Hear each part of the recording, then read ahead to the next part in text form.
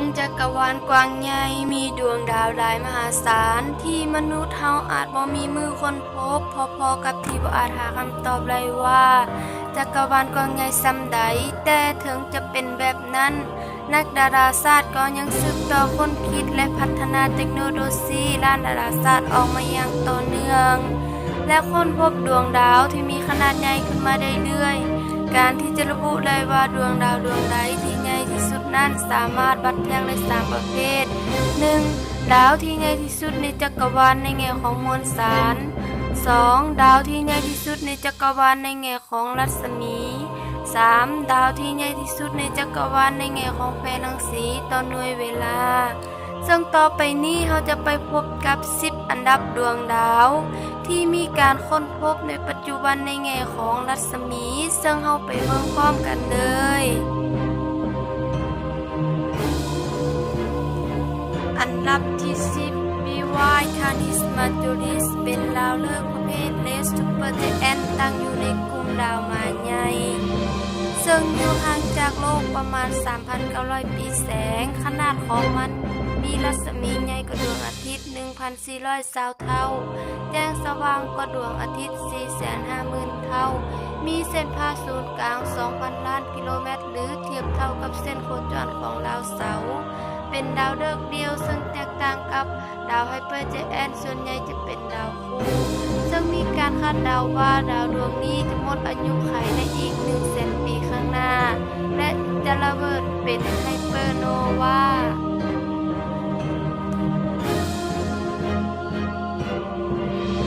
อันดับที่9 VX Centauri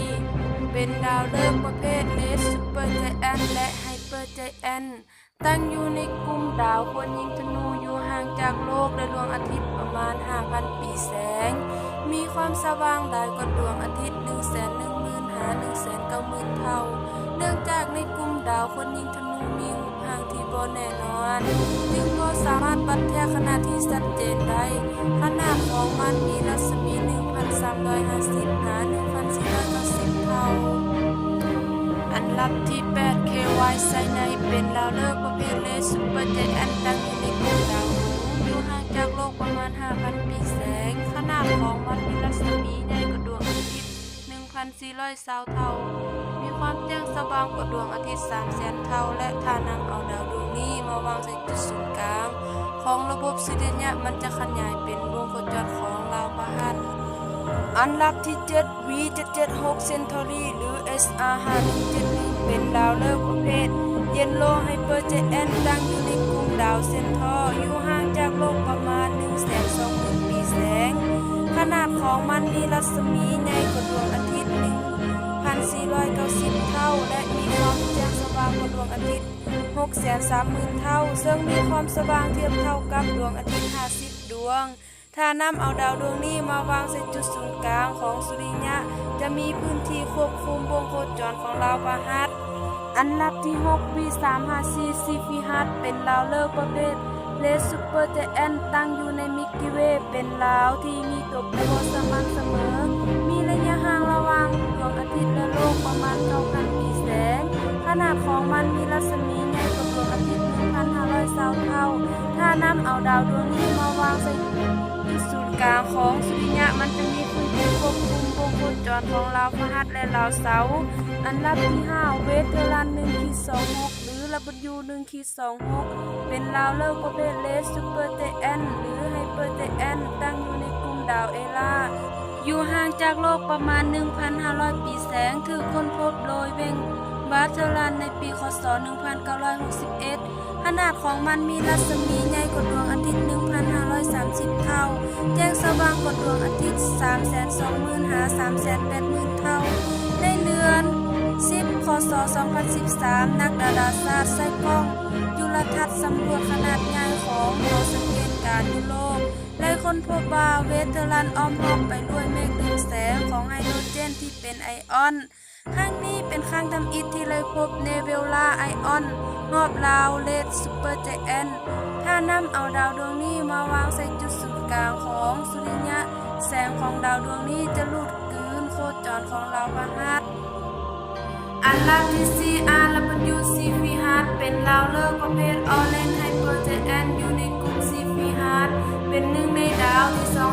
ว่างที่สุดในทางสร้างเฟือกโดยมีความสว่างกว่าดวงอาทิตย์ 500,000 เท่าและรัศมีของมันใหญ่กว่าดวงอาทิตย์ 1,535 เท่าดาวดวงนี้มีลักษณะแปรปรวนแบบช้าๆบ่สม่ำเสมอหมายความว่ามันจะมีการเปลี่ยนแปลงตลอดเวลา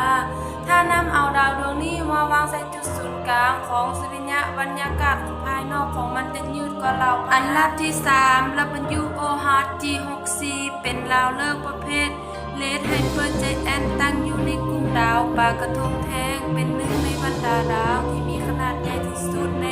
เมเจลานิกขาวอยู่ห่างจากโลกประมาณ 168,000 ปีแสงโดยขนาดของมันมีรัศมีใหญ่กว่าดวงอาทิตย์ 1,540 เท่าดาวดวงนี้ถูกค้นพบในปีค.ศ. 1970 โดยเวเทอรัน ออร์แลนเดอร์และเฮลิน